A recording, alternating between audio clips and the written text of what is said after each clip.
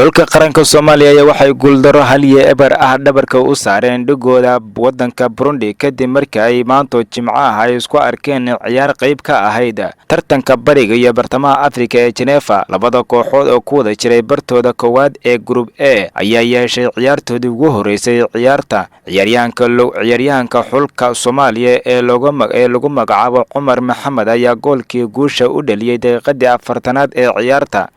labada kooxood ayaa soo bandhigay ciyaar xiiso leh inkastoo ay ciyaarta caalamada gududan laga saaray xulka Burundi kaas oo laga saaray garoonka kubadda cagta ee Burundi oo gurigeeda marti loogu ahaa ayaa la filayay in ay ka faa'iideysto fursadaasi iyadoona wareegga afraad ee iskaga hor imaanayaan ee Soomaaliya balse ay iskaga baxday wadanka Burundi. Garoonka groupka A waxaa ku wada jira Soomaaliya, Eritrea, Djibouti, Uganda, Burundi. Soomaaliya ayaa saddexdii kulan ee hore laba kamid ah waxaa laga badiyay markii ay ka hortagtay Uganda, Eritrea, halka mid kalena ay barbara la gashay oo xulka wadanka Djibouti ahaa.